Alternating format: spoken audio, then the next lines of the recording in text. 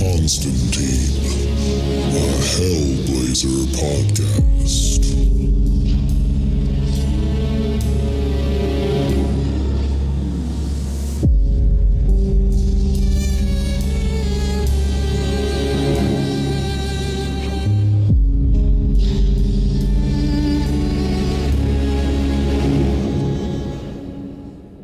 Hey there, everybody. Welcome back to John Constantine, a Hellblazer podcast. Today, we are reading issue number 165, and just a little catch-up on what's been going on. In the last issue, we saw John finally get to the town of Highwater, which was the town that Agent Frank Turo had told John to go to, and supposedly this has some connection to S.W. Manor, who's the guy that's supposedly responsible for John's friend Lucky's death. And Lucky's wife supposedly lives in this town as well, so John immediately tries to look for her as he gets there, and he is confronted at the bar by a couple skinheads of the racist variety, and John kind of bluffs them and is able to get them to give him her address. And as they watch John go, we heard them talk about some kind of delivery tonight that was going to happen. And at the very end of the issue, we met the leader of the skinheads, who is an older man. He is dressed in like a military uniform, but I don't believe we know his name yet. And John did eventually get to Lucky's wife's house. Her name is Marjorie. But all we saw was them kind of look at each other at the front door as she opened it and have a small greeting. And that's where we left off on the last issue. So first things first, with issue 165, we got the cover. We get the same kind of motif as the last cover. We get an all-white background with that racist symbol of the four crosses meeting at their bases, forming an X pattern. And the T's that come out have a line that goes to the left every time, which creates a swastika that's kind of hidden. And there are four panels around this, and all of them are of people's faces. We get mostly people we can't identify, just like three white guys, all looking a little different. We see a skinhead with a gun, a guy with long hair and a ponytail and sunglasses, and then a man that's also wearing sunglasses that we can't really tell much else about him. And then, of course, you have John leaning against the wall in the shadows, lighting up a cigarette and smiling. And we also see on the cover that this is written by Brian Azzarello with art by Marcelo Fruscian.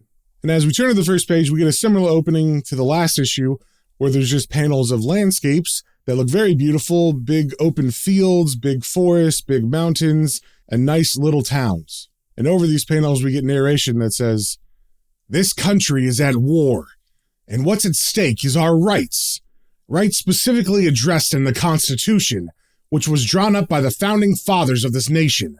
Rights that were not given to us by these great men, but by God."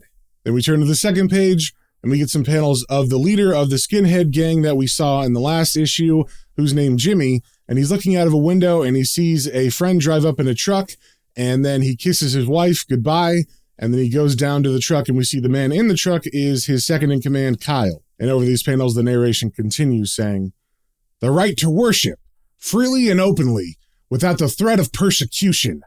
The right to defend ourselves against those that would threaten us. The right to live in a land that is ours by covenant. God-given rights. Our forefathers, white Christians every one, understood this and drafted a constitution with these rights in mind. Therefore, the Constitution is a political and Christian document that explains both our rights and our obligations. There is no separation of church and state, as the enemy would have you believe." Then we turn the page and we see Kyle and Jimmy driving down the street, and they get to a light where it's red, so they stop, and the person next to them on the passenger side next to Jimmy is a black woman in a car, and she looks pretty terrified as they look at her, and then Jimmy leans out and spits a loogie on her driver's side window. But she's super scared, of course, and she's not moving or doing anything other than staring straight ahead and not looking at him. And then as the light turns green, Kyle and Jimmy drive off, and then Jimmy and Kyle bump fists and smile at each other because they're happy that they just did that. And over this page, the narration continues, "The enemy, placing man's laws above God's, forcing the integration and intermingling of races, condoning homosexuality and abortion murder, outlawing prayer in the classroom, and seeking to deny us our ability to fight back. These are acts of war." And with that last line, we get a full-page splash of John sitting on a porch looking at a beautiful sunrise, and you can see lots of birds and butterflies flying around. And we also see on this page that the name of the issue is Highwater Part 2. And we see Marjorie, Lucky's wife, coming out with 2 cups of coffee, and we see John's face, and he looks pretty rough. He's got big bags under his eyes, he's unshaven, his hair's all messy, and he doesn't look too impressed with this beautiful view. And as Marjorie walks out, she says, "Good morning." And then she sits down by him on the stairs of the porch, and as she hands him a mug, she says, "Sorry I didn't have any tea." And John takes the mug and says, "This'll do fine. Cheers." And then she looks at the view, and it looks like she's kind of smiling and taking it all in, and she asks him, "How'd you sleep?" And John glances at her and smiles and says, "Like an honest man for a change." And then he turns more towards her and says, "Listen, Marjorie, about Lucky." But Marjorie cuts him off saying, "We said all that was to say last night." And John mumbles, "Well, it's just..." But he's cut off again by her as she says, "John, it wasn't your fault. You gave him the gun. So what? Even if you hadn't, he would have found another way. Why do you insist on blaming yourself?" And John answers, "Because as I handed that gun back to him, I knew bloody well what he was going to do with it." And then John looks down, and Marjorie rubs her head, and she says, "Lucky set you up, John. You got locked up for his murder. Doesn't that bother you?" And John answers, "Truth be told, no. It's funny, you snuff yourself. They call you a victim of suicide. Bollocks. The real victims are the living. Your bloody loved ones, left behind to question if there was something, anything, they could have done to prevent it." Then there's a long pause, and then Marjorie says, "You think I'm a victim, John?" And John doesn't answer for a second, and then he says, "I went to prison so you wouldn't think you were." And then Marjorie says, "Well then I guess you went about 30-some years too late." And John's confused, and he asks, "Come again?" And Marjorie answers, "John, for as long as I can remember, I felt like I wasn't good enough, that I was stupid, I wasn't pretty." And John interjects, "Now Marjorie," but she cuts him off and continues saying, "That I let people who loved me down, that when things went wrong, when someone got hurt, it was my fault." And John says, "You shouldn't feel that way. Trust me. It does a body no good." And Marjorie says, "I know that now. A friend helped me realize how wrong I was about feeling wrong about myself." Then John looks kind of ashamed and says, "I'm sorry that friend wasn't me." And Marjorie replies, "You were tied up." And then John smiles and says, "Behind bars, actually." And then Marjorie reaches out a hand and puts it on John's knee, and she says, "In a way, you still are." And John says, "Metaphorically, I take it?" And then Marjorie asks, "Would you like to meet my friend?" And then John says, "Marjorie, any friend of yours." But we're left hanging there because as we turn the page, we cut to the head guy in charge of the skinheads, the older man, meeting with the 2 leaders of the skinhead gangs, Jimmy and Kyle. And as Kyle and Jimmy get out of the truck and walk towards the older man, Jimmy says, "Hey, Major Gage." And Gage replies, "Boys, how are you today?" And then he puts an arm on Jimmy's shoulder, and Jimmy answers, "Just fine, sir, just fine." And Gage says, "That family of yours, Jimmy, when are you going to bring them by the house again? You know, Gwyneth just loves that little baby." And Jimmy answers, "Yes, sir, I know. They're doing well. Boy's got some teeth coming in." And then Gage jokes, "Watch your fingers." And Jimmy smiles and says, "I will." And then Gage replies, "You better." And then he gets a little bit more serious and says, "So, boys, understand what you have to do?" And Kyle answers, "Yes, sir. Spoke to Wolfman before I picked Jimmy up here. Left L.A. last night." And then Gage says to Kyle, "Good. You be careful with him." And Kyle says, "The Wolfman? Shit. He's down for the cause, right?" And Gage answers, "He sells guns. In L.A. He sells them to blacks." And I'm just going to pause to say, like I always do, obviously these people aren't saying the appropriate words for races, but I'm not going to say those slurs, so just a warning, if you actually read these issues in singles or the trades, there will be some very offensive racial language. So as Gage says that, Jimmy gets a disgusted look on his face and says, "Shit." But Kyle gets a grin on his face like he's smiling, and he says, "So them motherfuckers will use them on each other. Saves us the trouble, eh?" But Gage corrects him, saying, "No. It's because the only cause he's down for is his own. He doesn't care what you, me, or the blacks do. As long as he gets his money, you'll do well to keep that in mind when you deal with him." And then Gage hands over an envelope full of money to Jimmy, and Jimmy takes it and says, "Yes, sir, we will." Then we turn the page and we cut to nighttime where we see Jimmy and Kyle's truck driving in the middle of the woods somewhere. And over these panels, we get some narration, and now we know it's being said by Gage. And this narration is continuing from back before at the beginning, and that ended with him talking about acts of war. So we start again with him saying, "Acts of war, a war being waged by the government against the citizens of America, a most evil and corrupt war imaginable, a satanic war, which means those who defend our rights, patriotic men, just as brave as our revolutionary ancestors, fight a holy war."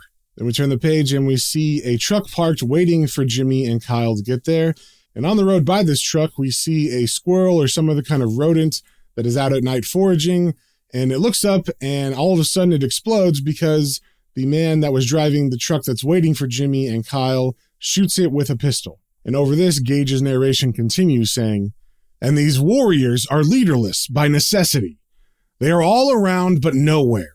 They have no headquarters, no meeting halls, no storefronts. They have no voice in the Jew-controlled media, no magazines, no radio, no TV. But they are everywhere. They are a life force, a force for our lives." Then we see the driver that had just shot the rodent become illuminated by the lights from Kyle and Jimmy's truck. And as the skinheads get out, it looks like it's not just Jimmy and Kyle now. There are 3 other guys with them, so there's 5 total. And as they approach, the driver with the pistol holds up his hand in a Sig Heil fashion, and he says, "Heil, Heil, the gang's all here. So how's tricks on the front, mine dudes?" And obviously, he's just kind of joking, and this guy kind of looks like the dude from The Big Lebowski, except his hair is in a ponytail, and he has a gun in his hands. And as the skinheads approach, it seems like they're taking this seriously and aren't joking, and so Jimmy just says, "Wolfman, you have what we want?" And then Wolfman goes over to his truck and he opens something and he says, "That depends. You looking for Thai stick? I smoked the last of it on the fucking drive up. Now, your taste run more towards assault rifles. It's your lucky day." And then he opens the trunk and he points to the rifles inside, and Kyle asks, "They loaded?" And Wolfman points a finger at him and says, "What, are you goofy?" And there's a pregnant pause where all the skinheads look at him very seriously, like they're almost offended by that statement, and it's becoming clear that he is not liked by them very much. And it seems like he picks up on that, so he just says, "Forget I asked that." Then the skinheads pick up the weapons and they start giving them a once-over, pointing them, seeing how they aim, all that stuff. And Jimmy says, "Nice." And Wolfman replies, "Fuck yeah, a little heavy, but accurate as shit. No fucking recoil, and for dependability, you can't fucking beat Israeli made." And you could almost hear a pin drop as he says that, because all the skinheads turn to him, and Jimmy says, "These are Jew guns?" And it seems like Wolfman's getting a kick out of this, so he pulls a cigarette out and he lights it and he says, "Goddamn right they are. Galils," which is a model of rifle. And as Wolfman says that, Kyle throws his back in the box and says, "Fuck this shit." But Wolfman continues to joke and says, "Hey, Schultzy, cool your jets. It's what Commandant Klink asked for, so I'm delivering them, if you got my scratch." And he holds out his hand, and then Jimmy gives him the envelope, and again Wolfman jokes and says, "Dankeschön very much, Curly," which is a reference to the Three Stooges. Curly is the one without any hair, so he's making fun of Jimmy right here.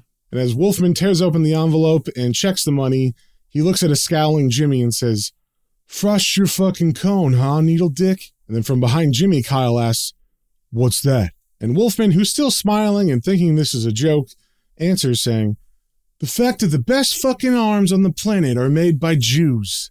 And then all the skinheads begin to look around like they're deciding whether they should do something or not.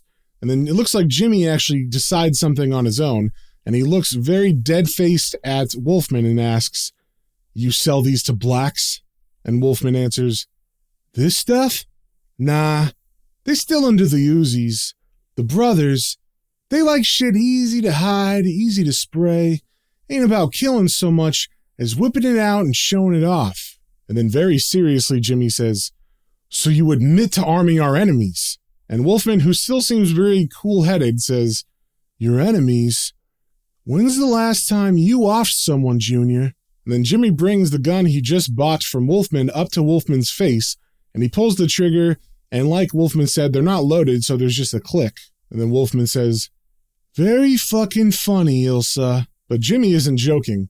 His face is scrunched up in anger, his eyes are huge, and he says, "You're really pissing me off." And then Wolfman swats the gun out of his face, and he says, "Like fucking what doesn't piss you off? All this fucking racist bullshit. Like, I could give two shits." And then he gets a big smile on his face and he says, "Tell you what, get with your sister. A fine piece of chocolate pie will change your whole fucking attitude in one night, boyo." And as he says this, we see the skinheads have kind of moved as they're talking to him, and one of them has gotten behind Wolfman. And as Wolfman finishes saying, "Fuck all your stupid Nazi shit right out of you," the man behind Wolfman stabs him in the back like where his kidneys would be, and we see that it's Kyle that was behind him. And as Wolfman turns and tries to fight Kyle off, we see Jimmy come in and hit him in the back of the head with the gun that's in his hand, and then all the skinheads surround him, and they begin kicking him with their military-style boots, and it gets pretty graphic. You see them kick his teeth out, and they're broken and all over the ground. You see his hands getting bent back and the fingers broken as they get stepped on and also kicked. And they're not relenting. They're not stopping. They're just continuing or even increasing their attack. And over these panels of this vicious attack, the narration from the beginning and the middle of Gage talking picks up again. And last we heard, it was talking about a force that will protect the lives of the correct people. And it continues saying, "A force for our lives, fighting a holy war for our rights. Soldiers of God. Jugend." And I had to look this word up because it's German, and it means German youth. And Gage continues, "Society fears them. Society asks, where do they come from? The answer to society is, look in the mirror. They are the product of your environment, your teachings in your schools, your immoral lifestyles. They understand what this country has become. They see the evil that you've inflicted on them and on the entire white race, with your integration, with your affirmative action, with your sinful tolerance for every filthy perversion and vulgar corruption that fills their hearts with righteous anger. And they have rejected you and all you stand for. You've turned from God, and they've turned from you. They are what you made them." And on that line, we turn the page, and we see Gage standing at ease in front of a big glass window, and it's overlooking his second-story porch. And all this narration from this whole issue was him giving some kind of speech to someone. And as he turns around in front of this big glass window, there's heavy maroon curtains on each side with a solid wood floor and wood walls. And so far, we can't really see who he's talking to, but he eventually turns back to us after a long pause, and he says, "Do you understand what I'm telling you, Mr. Constantine?" Then we see a very serious John looking at him, and he seemed to be listening intently to the speech that Gage was giving, but obviously not enjoying it by the look on his face. And then John sits back and answers, "Sorry to say, I'm afraid I do, Mr. Gage." And then he stands up as he says that last line. And the panel where he stands up is pulled back, so we can see Marjorie is sitting at a table with John, and they're in this big room. There's nothing else there. And Gage walks over to John, and they just kind of stare at each other about a foot away, looking at each other in the eyes, not budging. And then Gage looks over at Marjorie and says, "You were wrong in bringing him here, Marjorie. You should go now." And then John walks away from him towards the big glass window and says, "You misunderstand me, Major Gage. What you've said, it makes sense.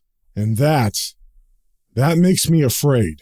And as he says that, we get a full-page splash to end the comic as John is standing looking at himself mirrored in the glass.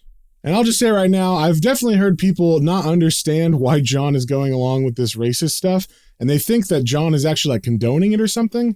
And I don't read that. So the way I read this is John is going with the flow, much like he did in Doglick and in prison, and he's just doing that to get the one up on all these people. Because obviously, if he just went at them, they would either kill him or, John would be kicked out of town and then he wouldn't be able to save Marjorie from all this nonsense. Because I bet he's feeling pretty guilty because Marjorie would have never come here and fallen in with these bad people if Lucky hadn't died, and Lucky dying is his fault, and blah, blah, blah. And of course, John is going to throw that on himself. But you'll have to wait until next time to see if my guess is right. So if you guys have any comments, questions, or suggestions, you can email me at planestrains and comicbooks, all one word, at gmail.com. And we will see you on the next one.